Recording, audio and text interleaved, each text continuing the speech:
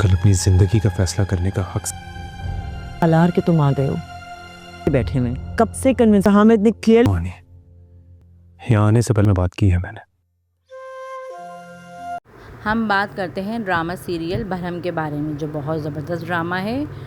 और सज्जल के हाथ वो डायरी लग गई है।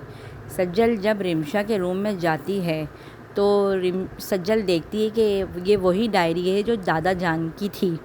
तो सज्जल हैरान होती है कि ये डायरी रिमशा के रूम में क्या कर रही है। तो वो ये डायरी उठाकर अपने रूम में चली जाती है और इस बात का रिमशा को बिल्कुल पता नहीं होता, क्योंकि रिमशा अपनी माँ के घर में बैठी हुई है इस वक्त। जब सज्जल अपने रूम में डायरी लेकर आती है तो सलार कहता है, ये कौन सी डायरी है जो तुम पढ़ रही हो।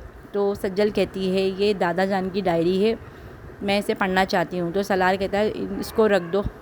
तो सज्जल कहती है, सलार आपको नहीं मालूम ये मेरे दादा जान की डायरी है जो बहुत संभाल कर रखी थी, लेकिन ये मुझे रिमशा के रूम से मिली है, रिमशा लेकर घर से आई है। तो सलार कहता है, अच्छा ठीक है, इसको तुम रख दो। तो बहरहाल सज्जल उस वक्त वो डायरी रख देती है। और फिर रात को जब ये दोनों सो रहे होते हैं तो सज्जल को एक बेचैनी सी होती है उस डायरी को पढ़ने की, और सज्जल वो डायरी निकालती है और सलार को भी देखती है कि कहीं सलार उठ तो नहीं गए। लेकिन फिर सज्जल वो डायरी पढ़ना शुरू करती है, और जब सज्जल वो डायरी पढ़ती है तो उसमें लिखा होता है कि जब मेरी बेटी पैदा हो तो उसका नाम सज्जल रखना। ये सुनकर सज्जल बहुत हैरान और परेशान हो जाती है कि फुप्पो ने मेरे नाम को इतनी ज़्यादा अहमियत क्यों दी और मेरा नाम क्यों आया है बीच में, और जबकि रिमशा है उनकी बेटी, मैं तो नहीं हूँ। वो बहुत परेशान होती है, सुबह होने का इंतज़ार करती है। जैसे ही सुबह होती है तो वो सलार ऑफ़िस चला जाता है। उसके बाद सज्जल फ़ौरी अपनी माँ के पास जाती है और कहती है, अम्मी आपने मुझसे ये हकीकत क्यों छुपाई। इस डायरी में साफ साफ लिखा है कि जब लड़की हो तो आप उसका नाम सज्जल रखना। तो उसकी माँ खामोश हो जाती है और उसकी आंखों में आंसू आ जाते हैं। सज्जल बहुत परेशान होती है और कहती है, अम्मी मैं बहुत परेशान हूँ, मैं पूरी रात नहीं सोई। आखिर क्या बात है जो आप मुझसे छुपा रही हैं, जो भी हकीकत है आपको मुझे बतानी होगी। तो उसकी माँ कहती है कि जो इस डायरी में लिखा है वही नाम रखा है हमने। तो वो कहती है, ये आप क्या कह रही हैं, मैं तो आपकी बेटी हूँ।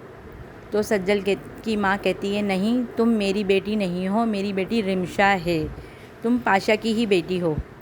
ये सुनकर सज्जल की आंखों में आंसू आ जाते हैं और वो बहुत ज़्यादा रोती है और कहती है, अम्मी आपने मुझसे इतना बड़ा सच छुपाया और दादा जान ने मुझसे इतनी बड़ी हकीकत छुपाई क्यों, आप लोगों ने मुझसे झूठ क्यों बोला। तो सज्जल की माँ खुद भी रोती है और कहती है, बेटा मुझे माफ़ कर दो इस गलती के लिए। तो सज्जल कहती है, नहीं मैं आपको माफ़ नहीं करूँगी, जिसको मैं बचपन से माँ कहती आ रही हूँ, मेरी ज़बान नहीं थकती और वही मेरी माँ नहीं है, ये कैसे हो सकता है, मैं आपको माफ़ नहीं करूँगी। वो रोते हुए जाने लगती तो उसकी माँ उसको पकड़ती है, लेकिन सज्जल नहीं सुनती और वो सीधे चली जाती है। और वो फिर जाती है कब्रिस्तान में बैठकर वो बहुत रोती है, दादा से शिकवे करती है कि दादाजी आपने अच्छा नहीं किया कि मेरे बारे में मुझे हकीकत नहीं बताई, और अब मुझे हकीकत पता चली है जो मैं मानने को तैयार नहीं हो रही, मेरा दिल नहीं मान रहा। वो बहुत रोती है और यहाँ सलार परेशान होता है कि सज्जल कहाँ चली गई, सज्जल तो घर में है ही नहीं। जब सलार घर में आता है तो सज्जल आवाज़ें लगाता है, लेकिन वो मौजूद नहीं होती। फिर सालार सज्जल को कॉल करता है। जब वो फ़ोन करता है तो उसकी मोबाइल की बेल तो कमरे में ही बज रही होती है, जिस पर सालार और ज़्यादा परेशान होता है कि सज्जल तो मोबाइल लेकर जाती है, मोबाइल लेके क्यों नहीं गई।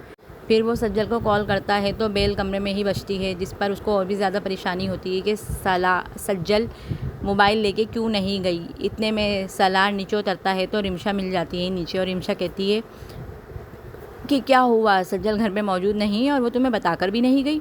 जिस पर सलार को और ज़्यादा गुस्सा आता है और कहता है, तुम्हें कोई हक़ नहीं पहुंचता कि तुम मेरे और मेरी वाइफ के बीच में आओ, मैं तुम्हें इस बात की इजाज़त नहीं देता, आइंदा ख्याल करना। तो रिमशा कहती है, मैंने तो वैसे ही पूछ लिया था। तो सलार कहता है, आइंदा मत पूछना, मुझे तुम्हारा पूछना भी बहुत बुरा लगता है। ये कहकर वो चला जाता है। जब वो रास्ते में जा रहा होता है तो उसको सज्जल की गाड़ी रास्ते में मिलती है, रास्ते में ही उसकी कार खड़ी हुई होती है कब्रिस्तान के पास। तो सलार समझ जाता है कि सज्जल यहाँ आई हुई है। फिर वो उतरकर जब कब्रिस्तान आता है तो देखता है कि सज्जल बहुत ज़्यादा रो रही है। फिर वो उसके पास आता है और उसको समझाता है, चलो चलो घर चलो। तो फिर सज्जल घर पे आ जाती है सलार के साथ।